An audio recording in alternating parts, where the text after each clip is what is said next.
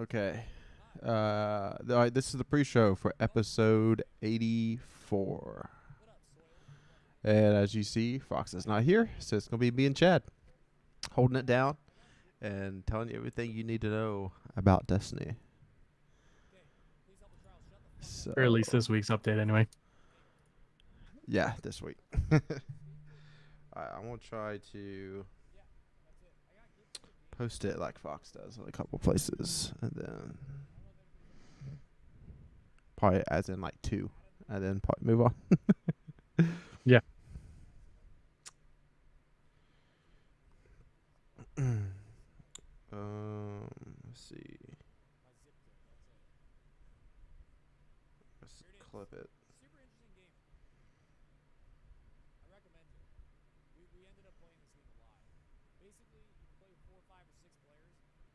All right.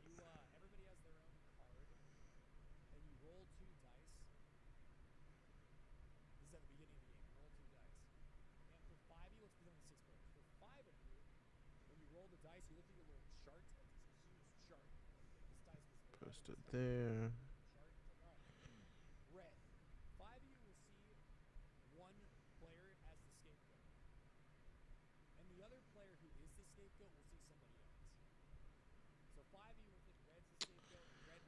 Chad, what you been doing this week? Oh boy, been playing some just playlist stuff to rack up my haunted pages or whatever again, so I can go back in. Yeah. Um, Definitely want to get that out of the way this week. Started doing some expeditions so I could catch up on triumphs, and they also get pages, so I figure why not. Yep. I got to switch to catch crashes though, because I ran out of map fragments. I gotta get some of those upgrade, the seasonal challenges done, so I can buy the first mate upgrades and start doing those. Oh, you skipped those? No, yeah. Why would I? Why would I purchase those? What do they do for me? Absolutely nothing. They help you get triumphs done. That's all I cared That is about. it. I saw them. I got them. I skipped everything that gave additional seasonal material, armor access. Yeah. Skip those completely because I'm like, I don't need either of these for triumphs. So Yeah. let's get as much out of the way as I can.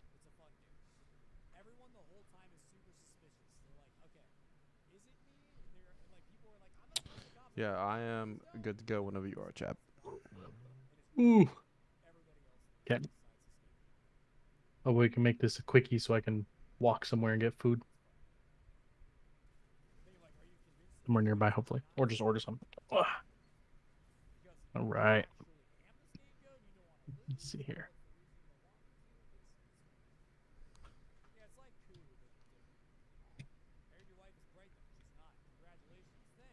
Right. Yep. Gonna start this up in 3, 2, 1.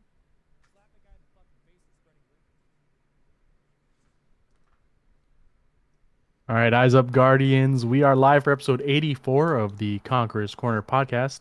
Today is Saturday, the 29th, and this is not your Destiny bad boy, NotRyanFox. He is currently out. Him and his family are changing homes. They decided to upgrade, side grade. I don't know. I don't know specifics, but he wanted a new pad, and that's what he did. So he's busy doing that. But I'm joined here with Mr. Jared. Yeah. Moving is one of the most stressful things you can do in life, and I think he is going to upgrade, so it's good for him. I think he's actually going to have a spot set up to just to game and do podcasting and stuff. So good for him. But me and Chad will hold it down, and we'll tune you in to what you need to know this week. Yeah, we're definitely a little late. We all had things goings ons happening throughout the Thursday Friday cycle here. So we're here today. And if you're watching on YouTube, don't forget you can take us on the road via Spotify, iTunes, and other podcast services. Be sure to subscribe, unsubscribe, and resubscribe. You know the Ryan spiel there. Click the bell, turn on notifications, all that fun stuff. Follow us on Twitter at DestinyCCPod. Send us Bungie friend requests if you want to join us for raids and stuff like that. We do have a raid we're going to talk about this podcast, so definitely be in here for that, at least for next season. Join our Discord server, and without further ado, let's get to our intro music from our favorite link, Link of Time.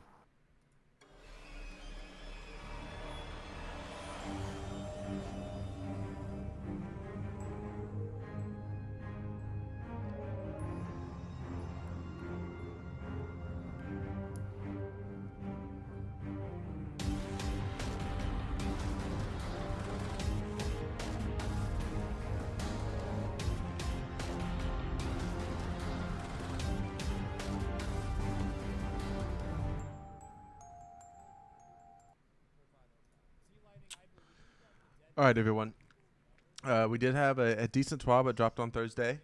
Before we get into it, let's just have a if you pray for, or just send thoughts to, or just hope somebody gets better. This is Mara Yonot. Is that how you pronounce that last name? Not sure for that. I have no clue. But she is the English voice for Ikora Ray. She was in the ER and she was hospitalized. So positive vibes. Anything you want to send her way, it is at Mara JUNOT on Twitter. Boo! It is Halloween week on Destiny, and it wouldn't be Halloween week without some Destiny coming through in the TWAB. So you have somebody dressing up, and they basically became Telesto. They also have somebody dressed up, became the dark side, or Darth Vader when he's got his helmet ripped off on episode 6. And also the Pyramid Guardian.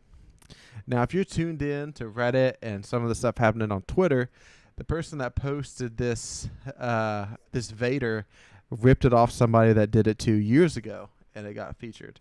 So there's kind of a witch hunt on Reddit and stuff like that happened. And my guess is they're taking the emblem away from this person and restoring it to the person that created it 2 years ago.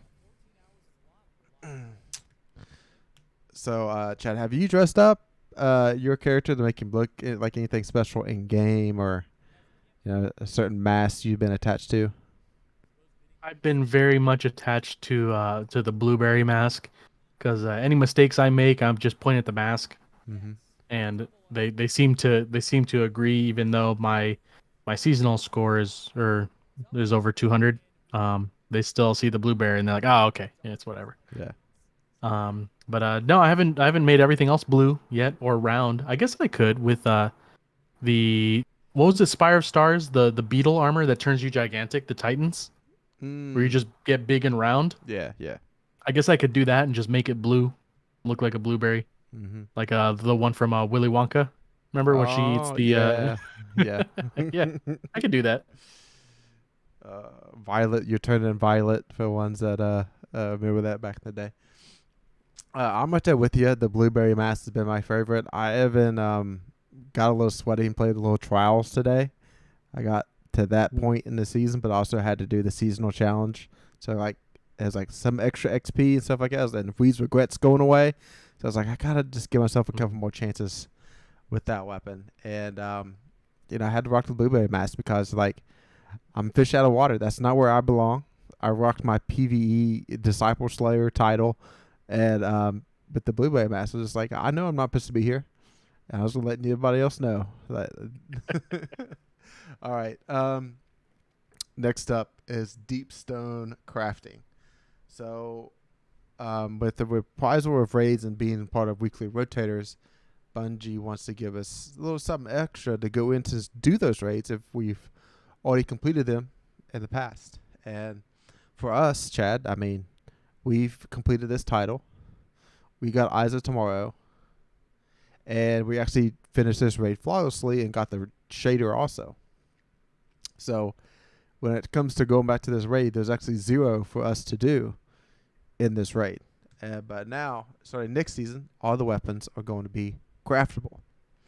So at the end of every encounter, there's a chance that a weapon is going to drop as a deep sight weapon. So they're not just going to make these weapons craftable, they're also updating the perks that can drop on them.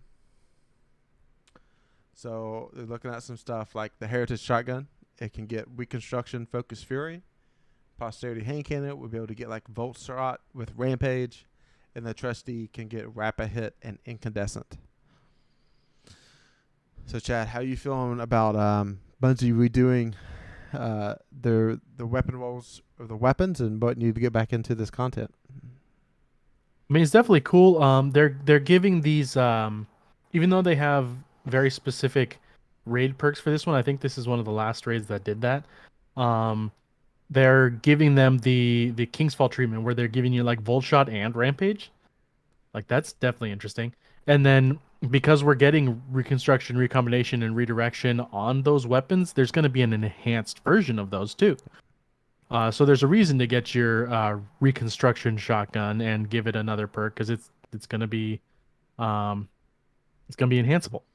Yep. And that's great. I mean that's the whole reason we run enhanced linears from Vow Mm-hmm. because it's the enhanced perks are just better enough to make the deeps worth it, and it's better than the adept versions at the moment. So that's the way to go. Mm. So I'm definitely happy that they added like things like Volt Shot and Incandescent into the loop pools for that for enhancing, because it gives me something to do again in there.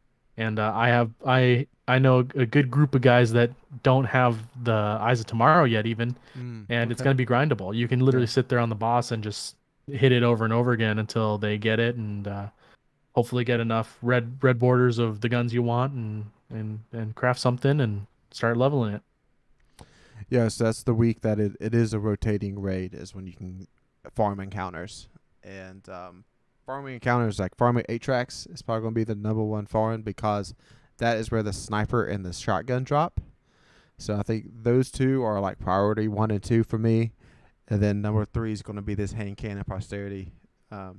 Being able to create that weapon with the perks that I want, with like flared mag rail with the reload masterwork, and then Voltshot and Rampage together. That's a pretty dang good 180.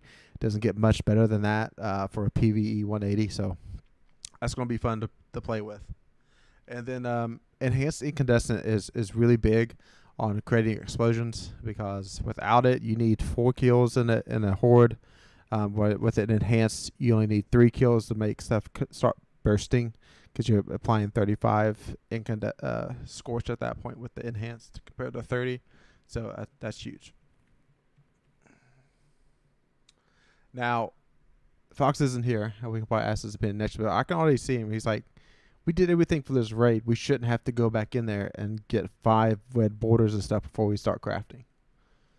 And I think that's something I agree with. But it kind of leads us into Lightfall crafting and some issues that the community has, and then what Bungie's plans to improve weapon crafting.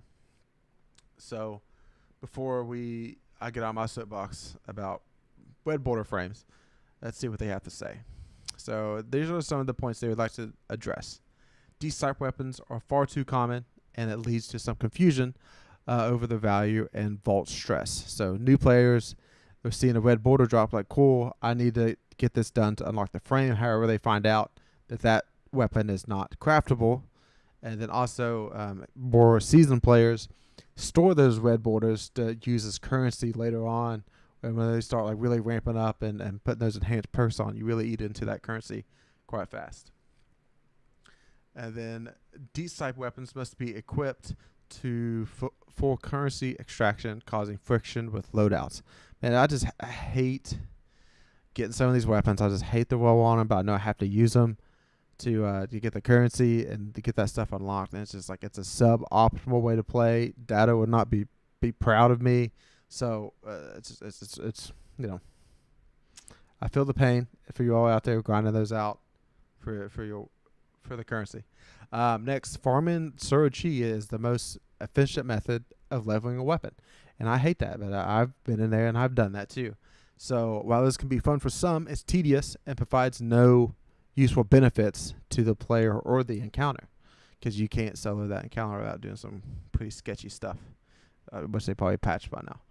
And there's also no methods for increasing weapons level outside of equipping it, which is just another major pain point in this. So this is what their goals are. They're going to reduce deep sight weapon hoarding, to induce alternate ways to earn deep sight currencies, and then also reduce bad luck in weapon recipe unlocking, provide opportunities within the crafting system to allow users to deterministically choose what weapon to target. And the next is reduce loadout stress, reduce the player incentives to equip sub-optimal deep sniper crafted weapons, and then improve the value of weapon rewards for master raids that is mentioned a couple TWABs ago, but light the Lightfall raid adept weapons will have access to enhanced perks. So, Chad, how are you feeling about crafting now, and is some of your pain points getting answered here? Well, unlike I guess everybody, if I bank a deep sight weapon, I won't do it until like something like Team Scorch is on, because then I can equip weapons and it don't matter. You can just play the game, shoot rockets at people, and then all your weapons are getting leveled up or whatever, or completed for the red borders. For the most part, I play enough that I see a red border and I just immediately dismantle it. I don't care if it's 1/3 of the value. I really don't. It should be um, give you full 300 regardless of when you do it, but you can only complete a red border if it's a craftable weapon, Mm-hmm. and that's when it should give you like 500 for completing it. Like there's it's dumb. It doesn't it's unnecessary. Um, and just the five red borders per gun for everything is horrible. It's horrendous, dude. I'm still trying to get the fusion rifle from a season ago, and I'm gonna be going into Lightfall still trying to get a dungeon fusion rifle from the second season of the last year. Like it's unreal. I I haven't completed either of the red borders from that dungeon. And I Yeah, played a lot of it when it came out. And then after the change, I'm like, great. People are already burnt out on this dungeon and nobody wants to play it anymore. And I'll get people in there every once in a while to play it when it's the weekly so they can get a pinnacle or whatever. But like it's late in the season. People don't care about pennies anymore. So like I got to solo it, I guess. But mm-hmm. I mean, it's just it's it's it's not a fun thing to do. I don't like Shirochi either. I'll do it because it's efficient, Yeah, and that's the way Big Mama Dado wants it. Um, but I want to play the game and level up my stuff, man. I want to make it better by playing the game, not sitting there and like 3 strikes later I gain 1 level on a gun. It's like, bro, that's a horrible. That's 3 strikes. yeah, yeah, That's a half hour to 40 minutes of my day for 1 level. I don't want to do that, man. Like I yeah. I like really it's bad. agree. Like, I'm still like trying to get a seasonal weapon up to level 20. I'm almost there. I have the linear fusion spyglass or whatever it is. Yeah. Almost there. So I think it's at 19. But still, like I've like been using it for like 3 weeks now, and it's just now getting up there. I just feel like that's a little excessive. And I think that some of this harder things you do, like I was using it in Grandmasters, I was using it in Nightfalls, and I was even equipping it whenever I was like doing random Crucible things. I just feel like it just when I turn in bounties, the weapons I have on, they should go up in instant experience too. I feel like that would go a long way in helping a lot of this. Oh yeah, dog.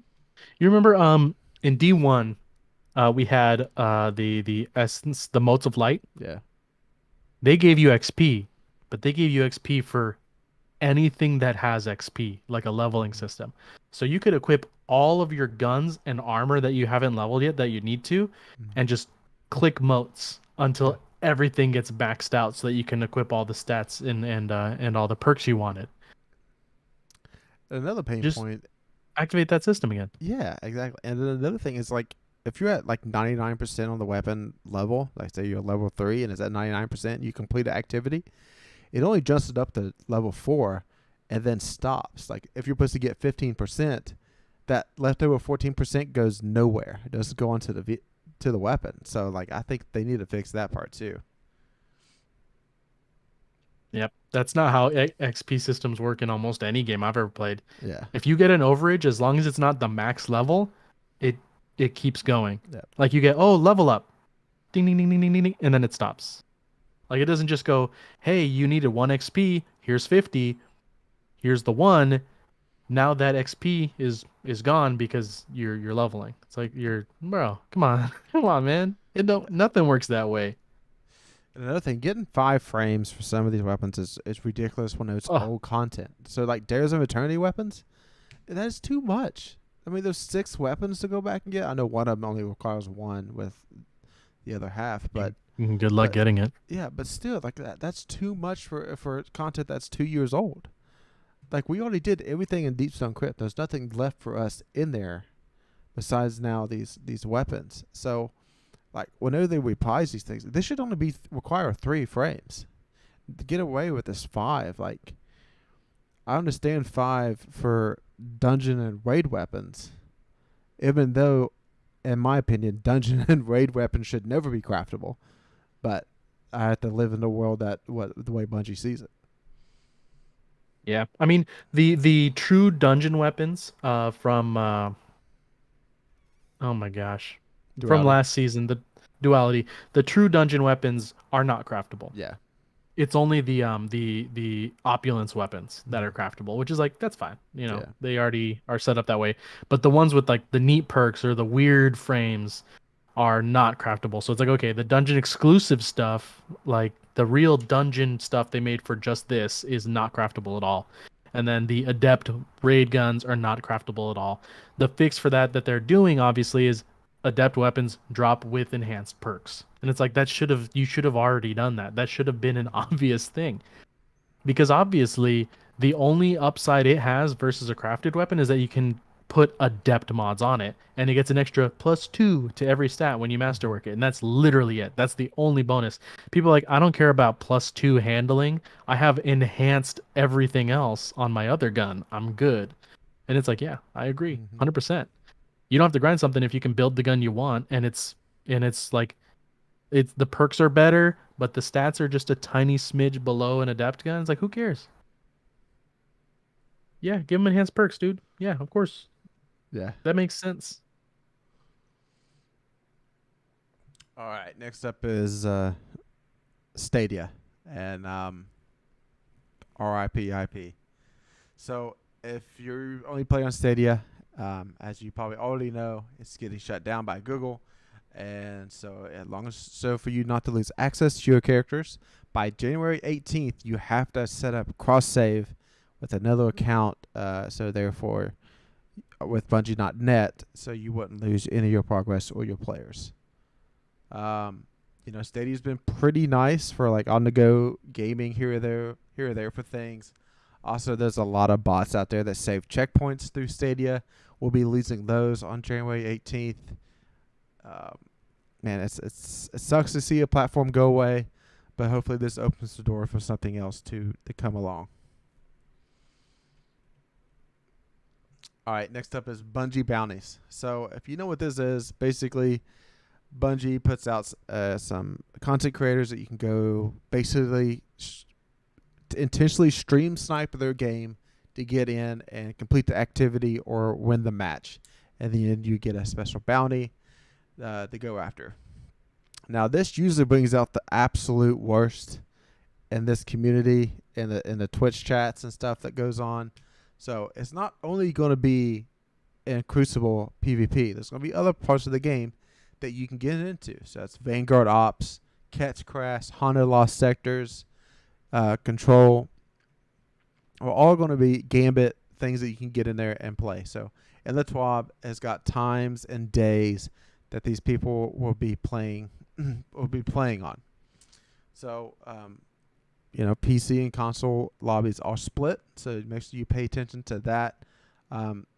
Gambit and Control are split. So, I'm looking at somebody's going to be playing Gambit on Wednesday, November 2nd, but it's going to be on PC, so you won't be able to get on and play against them if you're in console, unless you join somebody else's team that is that is on PC. I'm looking through here. I'm looking at the Control and who's going to be on PC during that time. And there's one here, if I can find his name. There's Nomad at 1 p.m. Pacific, November 3rd. That's a Thursday. You tune into his stream on that day, you might see some of the sweatiest control games that's ever been played. If you get on during that time, um, good luck to you trying to get this bungee bounty done. I've never got one done. Have you? Have you, Chad? Never ever. Yeah. Mm-mm. So also, if you know these streamers, you know how relevant connection based stuff is sometimes. So if you're in their region, you're more likely to get matched compared to not. And that is mainly it for the TWAB. A lot of Halloween themed stuff going on. So if you out there and you've painted a pumpkin, created some art, make sure you tweet at Destiny and use the hashtag Festival of the Lost, and you might get featured and you might get a special emblem for it. All right, that's it for the TWAB, and that brings us to likes and dislikes. So this week you're just getting two apiece from me and Chad. And Chad, why don't you go ahead and lead us off? All right. Well, my like is that I am glad there's going to be more reasons to play older raids.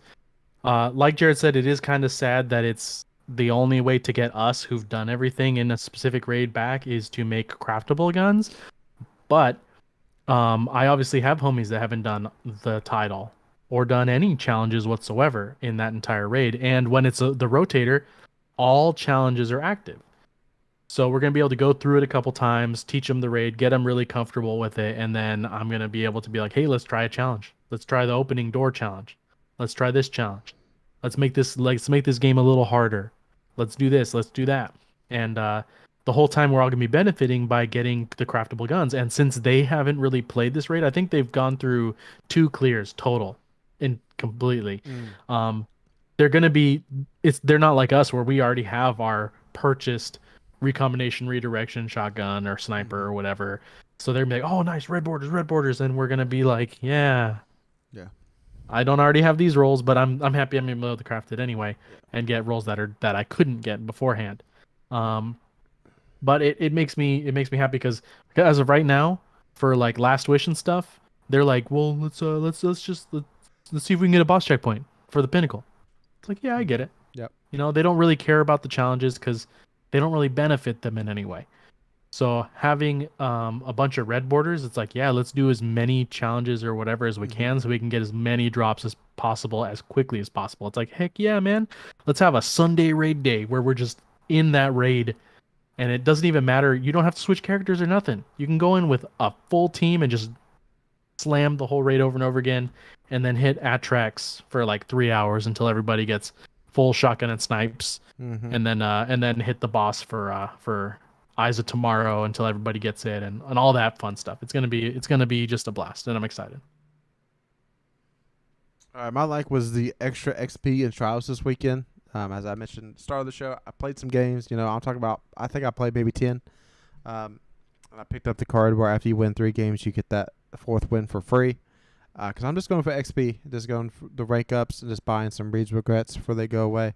Haven't got a vol yet that I'm looking for. I might put in a few more games tomorrow, not resetting the card, just playing out with trying to win rounds and every now and then win a game.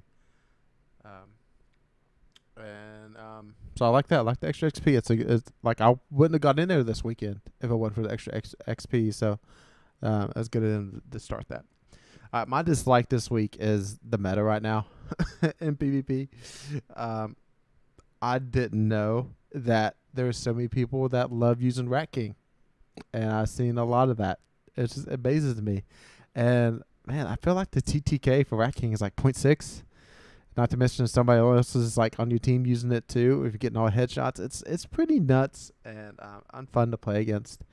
And there's still some sus stuff going on because I went in Viz on totally the opposite side of the map, never pinged radar, and as soon as I peeked the corner, all 3 of the other team was staring at me. So there's definitely some walling still going on, I feel like, in this game. So it's fine. Like, I didn't expect to win, but we're going to beat that team anyways. But that's it. This PvP meta, this ain't it. Well, I might have to hit trials this weekend once I use up my my how many pages do you get per trials a game? Um, Like five, I don't maybe? recall. Yeah, I think I did see five. It might not be five every time, but yeah. Yeah, yeah. Well, I mean, for a triumph and or for a seasonal challenge and Hmm. for, for a bunch of rep, it's why not? Yeah. If you're just going in for it, who cares? Um, but now I know to go in with Rat King. All right. So my dislike for this week is having more red border guns to chase without any real protection. They talked about it for Lightfall. But next season we're not getting a raid, we're getting a dungeon. And so they're beautifying or bringing up deep stone to kind of mitigate that. Um, because like I said earlier, I don't think they're making dungeon weapons craftable, like actual dungeon weapons. So the only reason we're going to be going into the dungeon is to get the drops we want and then bounce out. But deep stone is going to be like on the weeks that it rotates in, only deep stone is going to be what's happening for the first like two for the first time it pops up for sure. Yeah. Um, so if it's five of each, I'm gonna be annoyed. I'm gonna be beyond annoyed, but I'm gonna be with a group of guys that don't have Eyes of Tomorrow yet and other stuff. So I'm like, okay, well, at least someone's benefiting from us pounding our heads against the wall over and over again. They're gonna be having a blast, and I'm gonna be annoyed for a little while until I see all my red borders. But at least they're looking at the protection for the future. Even if it's not next season, the raids are going to stick around after that. So if you don't want to do it next season, just wait till Lightfall drops and then you can do it then. But it's still it sucks. Like I said, I still have a bunch of red borders from last season that I just can't get to drop, no matter what I do. I've been playing a lot of dares, and I'm like that sword doesn't exist. It done. The purple sword don't exist. I have one, and I don't know how.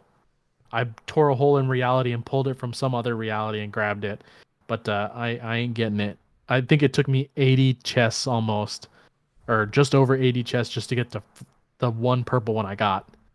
And I luckily it has eager edge. I don't even know what the other stuff is. I saw eager edge and I'm like, cool, great. But yeah, no, the no protection is horrible, and it's really really off-putting to someone who just doesn't have any RNG like me. All right. No weapons breakdown this week. Gambling corner is continued on with the same old stuff. None of us have gotten touch of Malice yet, and we got like a month left of the season. 3 weeks or so. So we might get it done before this. We still haven't ran Glassway together yet.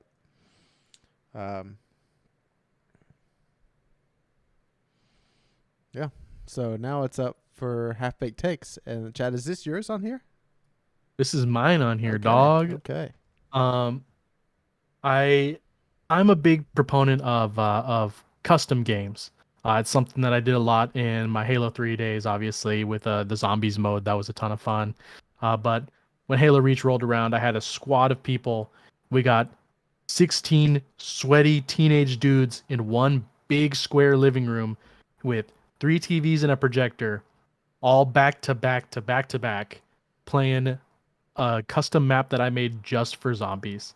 And it's like a big box with a house in one corner, and it was a blast, dude. It was a solid 17-hour play session with these dudes where we're just going to town and having fun, playing games, switching from zombies to capture the flag, and it's just four Xboxes land together, just having a ton of fun. And it was great. I love custom modes. And we had a clan night once or twice, and they've always been a fun time. Everybody melee only, or only an exotic this or that, or only this, and just it's fun. But we have to make those limitations ourselves.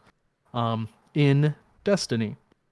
So I think for like Gambit and Crucible, they need to spice up the custom game modes. They don't give us any rep, so there's really no reason not to give us modifiers that we can activate regardless of what it is. Like having a Gambit match for Clan Night where Mayhem's active, or making it so that heavy drops way more significantly, and then or making it no invades, just who can kill everything faster. And then or just buff up, like have Grenadier on steroids active, have the melee one active, turn on your modifiers, man. Like have grounded going on, but also have airborne. Like let me pick all those modifiers. Let me just boop boop boop boop boop and do that for Gambit. And then same thing for Crucible, man. Like let me go, hey, only hive swords. Everybody spawns in, we have hive swords. Or pseudo zombies, dog. One guy starts with a hive sword, everybody else is on the map. He's invisible. He runs at you. He kills you, you spawn in with a hive sword. Yeah. They get 200% movement speed. Just make us like give me access to stuff. It's custom modes. We're not going to be grinding XP. We're not going to be grinding rep. You can't. You literally can't do anything. So there's no reason not to make it like a little labs mode where we can do a bunch of nonsense and just have fun. You know what I mean? That'd be a lot of fun. Like even if they somehow was able to open up the maps a little bit, we can make little tweaks or stuff to the maps, and maybe just like, you know, add a little bit of structure here or there. It's something like just like make people flow in a certain way, or create some kind of fort. Like you could have Tower Power again. I remember playing that all the time in Halo, playing Tower Power back in Halo 2 days for custom. It sounds like a lot of fun, Chad. I don't know what it takes for them to open those things up. Something like when you go in there, just like have another tab to toggle and add modifiers. I feel like that's something that they should easily be able to do in this game. But you know, I don't know. Maybe they're just straight up too busy making up these other 2 or 3 games they're working on, and they'll just don't really care about custom games. Yeah, because I mean, we know they can toggle them based on how they rotate around and how they've switched them before, where they said, hey, we turned this one off and made it this modifier.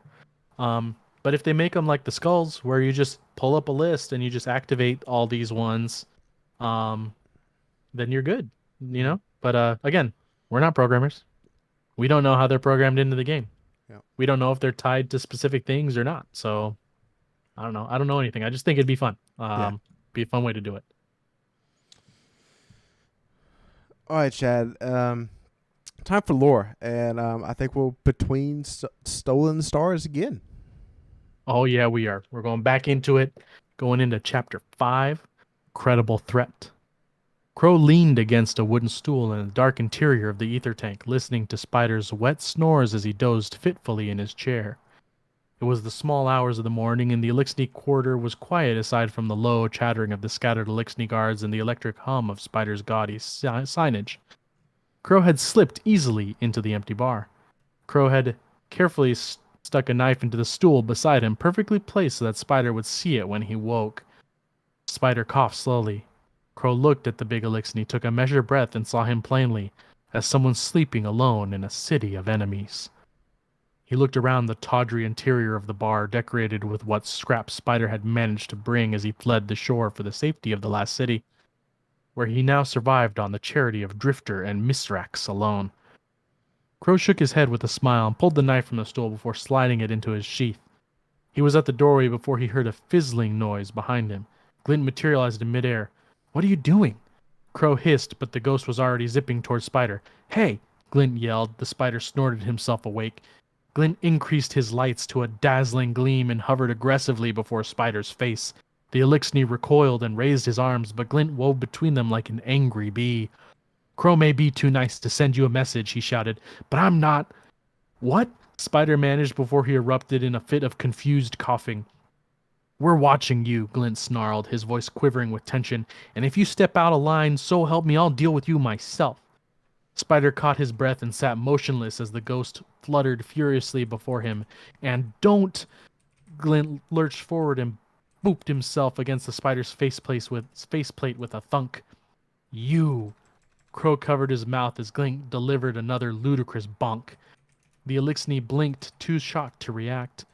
"Forget it," Glint shouted, his voice breaking. He whirled his shell defiantly before transmatting away, plunging Spider into darkness once more. Crow was still laughing as the pair approached the lift to the tower. Glint hung sheepishly in the air. "I'm sorry," Glint said. "I guess I didn't have to do that." "Actually," Crow replied, reaching up to scratch his friend's shell, "I think you did." Chapter 6, Hand to Hand. Saint 14 and Lord Shack stood shoulder to shoulder outside the ether tank, Spider's establishment in the Elixni quarter. They were kitted out with full armor and a close quarters arsenal. Shax unholstered his sidearm and confirmed that the clip was full. Saint stared at the bar's entrance and slowly spun the cylinder of his hand cannon with a methodical click, click, click. They glanced at each other and shared a nod. They were ready for trouble. When the Titans stepped through the saloon doors, the whole crowd froze. The Guardians towered above their seated patrons, their helmeted heads the blank visages of death. They slowly stalked the perimeter of the room, moving to opposite directions, optimizing their fields of fire, prioritizing their targets. The humans in the room slowly crept forward toward the exit, and once clear of the doorway, bolted into the night. The Elixni edged their many hands towards wire rifles and arc spears. There was a moment of silence before the coming storm. A short time later, disarray filled the room. Elixni lay strewn across the floor. Dregs cowered behind the bar. In the center of chaos stood three wretches facing off against Saint 14. His fist crackled with arc energy. The wretches approached in a line, holding hands to create a chain. Then slowly, solemnly, the two wretches on either end reached out in unison and grabbed Saint's fist. The wretches' cloth wrappings sizzled and the lenses of their helmets flared as the arc energy coursed through them.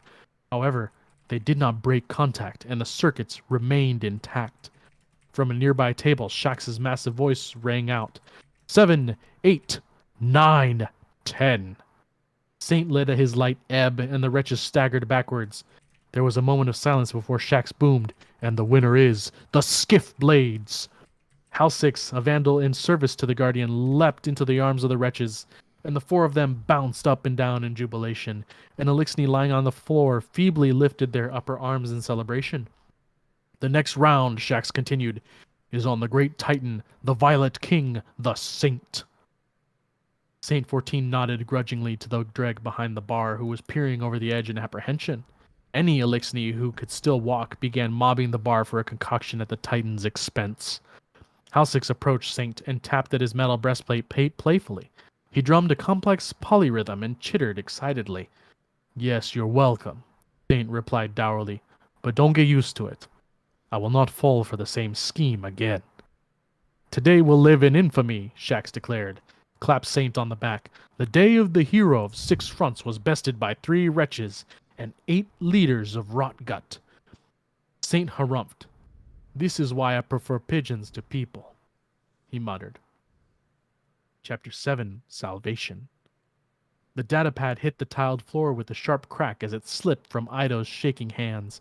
Jumping to her feet, she scrambled to pick it up, inspected it hurriedly for damage.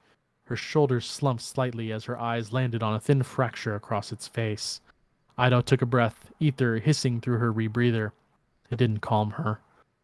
She stood within one of the half-ruined rooms of the Elixni Quarter. Privacy was a luxury in this place. Ido took it where she could. Now staring at her datapad, she was even more grateful for the quiet. Aramis had heard Ida recording her scribe's logs. What else had Aramis intercepted? All of House Light's communications, the petitions to the city for supplies, the transactions for the ether tank, her father's instructions to his people. Ida knew that this wasn't possible, or shouldn't be. But her scribe's logs were unencrypted. She realized now how naive that had been. She took another breath. Ido had reached out to Aramis before, calling for Elixni unity, and did not think she would receive a reply. But now, she knew that Aramis had listened. The Kel had reached out in turn when Aramis interrupted her scribe's log. There had been pain in her voice. A pain Ido had never known. A pain, she realized, her father had tried to keep from her. Ido, Misrax said, appearing at the threshold of the door. His voice was gentle, but Ido flinched nonetheless as her thoughts broke apart. It was worse somehow hearing him speak gently. She turned over the cracked datapad as if to hide what had just transpired. Yes, Miss Rexkel? She answered, too clipped. He bowed his head. Ido stared at her father's silhouette offset by the crumbling building. Silence hung between them for too long a moment. The Guardian has returned, he said, eyes averted. We have collected another relic. Even now there was so much unsaid. A relic of Nezarek, she finished flatly for him. He had known since the beginning. He had known and he had lied, while Aramis had not turned her away from the truth. Miss Rex said nothing. Ido had been insulted and hurt, and she knew deep down he would not apologize for any of it. I will study it once more. Once I am finished with my scribe's log, Ido said. She turned away from him, and soon her father's footsteps faded. She looked back to the datapad as if Aramis would speak to her again now that Miss Rexkel had left, but there was nothing. Ido sighed, her thoughts still racing. Aramis had said she could not turn away from violence or her vengeance. Ido did not believe that. She could not believe it. The violence was not the Kel's spirit. Ido had to find the part of Aramis that did not rage at the past. Ido had to show the Kel of darkness a future. Silently, the scribe of Houselight began piecing together the coordinates to the next hideout herself. Chapter 8. Here Always. The console went dark. The message had ended. Aramis knew there would not be another. Come home, Aramis. Aramis closed her eyes. The words settled into the Kel's thoughts. They were heavy, sharp. She felt herself bleed with them. She had begged for death in the moment that Misrak's blades were at her throat, and his mercy was deeper wound than any.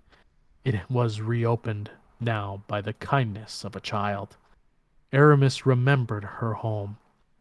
Her home was Reese, devastated by the great machine. Her home was Athris, her mate, sleeping in a ship long departed from this system. Her home was her hatchlings at her mate's side. Aramis remembered watching them grow and molt, how they chittered their delight and looked to her with their wide, luminous eyes. She would give her house to see those eyes again, but the brightness she had seen in Ido's eyes was a wide, blinding terror, not only of the hive, of her. Come home, Aramis. Aramis lived. She lived, and she knew what the Elixir had lost. The dream of New Reese was delicate and beautiful. Aramis had held it in her hands, close to her chest for so long. She knew now that she had smothered it in all her violence, in all the death that followed her. She had curled her hands into fists. The dream of New Reese would have died with Ido if she had been left to the hive, their putrid light. But Ido did not know Reese, and neither did her father. They could look beyond that loss. Come home, Aramis. Aramis knew she would never see anything but terror in another's eyes. Aramis knew that the Elixir would find a new home with Ido. Aramis knew there was no place for her in it. Now, there's a couple of good stories in there. One is Crow seemingly forgiving Spider for what he did, and then Glint annoying the heck out of him afterward, which was great to me. And another one is Saint losing to a bunch of Elixir. It was kind of like a electric arm wrestle, but he still lost. Mm-hmm. And Shaq's just being announcer for that cracked me up. Yeah. So we got. Oh man, Is there any more of that left over? I think you muted Jared.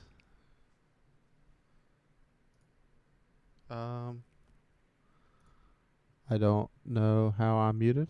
While Jared goes, trying to figure that out. Let me see here. I don't know why. No, he's talking to me. Let me see. I'm here. I'm here. I see it, Chad. I'm going on Zencaster too. Let me do this. You should be good. All right. So now what all we gotta do is the mailbag. Yeah. You got questions? Yeah, it's got 3 of them. All right. Now that all the 3.0 light classes have been reworked, how do you feel? How do you feel about them since they're where they settled?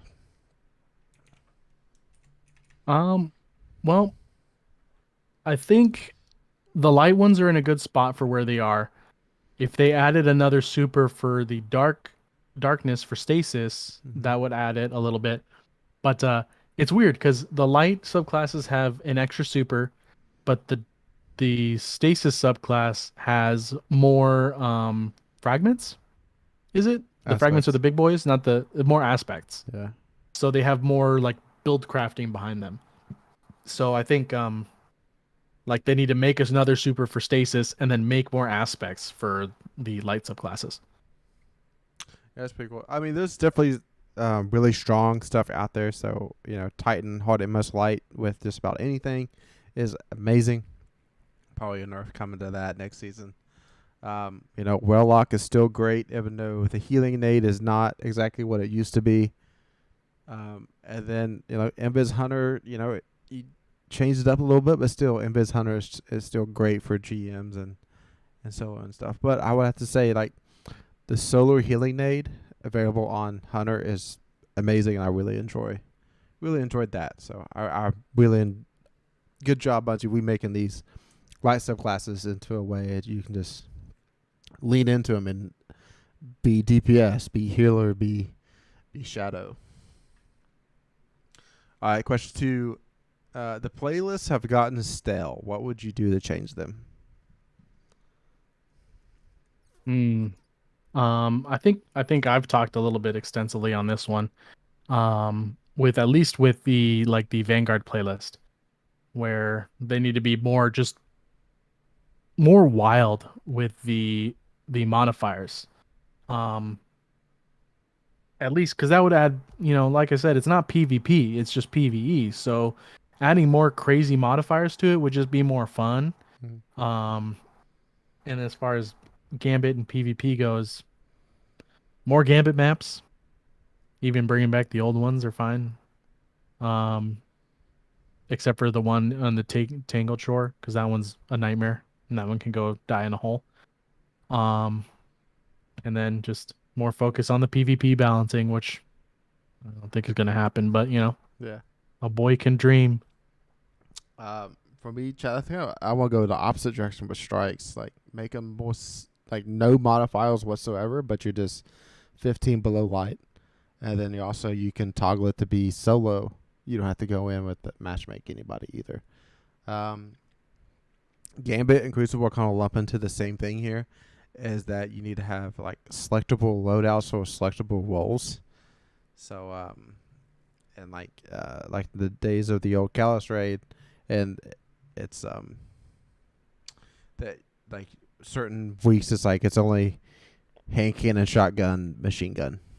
It's like that's the only weapons you can use and stuff like that, to where it's not everybody going in with rockets or going in with Izzy or whatever it is. It's just a way to change it up. All right, since D-Stone Crypt is getting its weapons craftable next season, what raid would you want the weapons to become craftable next? Ooh. Um, Last Wish would definitely be neat, if only because they have a bigger perk pool to rotate in. Mm-hmm. Um, it obviously wouldn't happen until because next season would be DSC, and then we have another raid season, and then the dungeon season after that.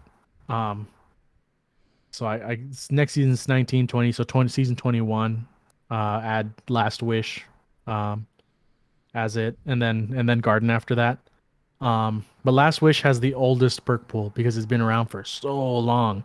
They'd got a lot to add in because it has a solar bow, right? So it Yeah. would be the only other option for an incandescent bow, which would be nice.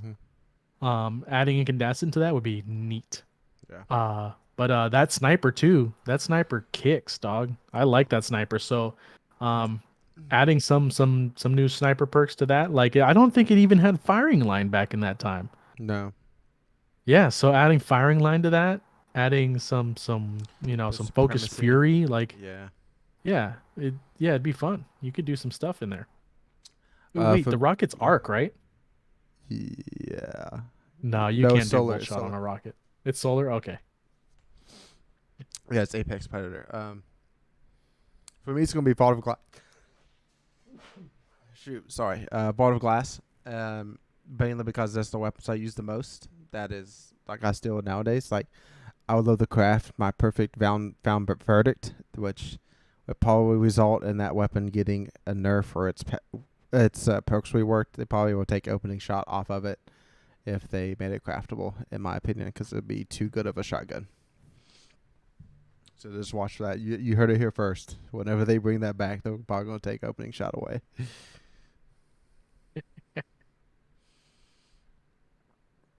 All right, and that's it. Yeah, that's a nice and short and sweet podcast. But there wasn't a big TWAB, Mm-hmm. and so we get to all of our points very quickly.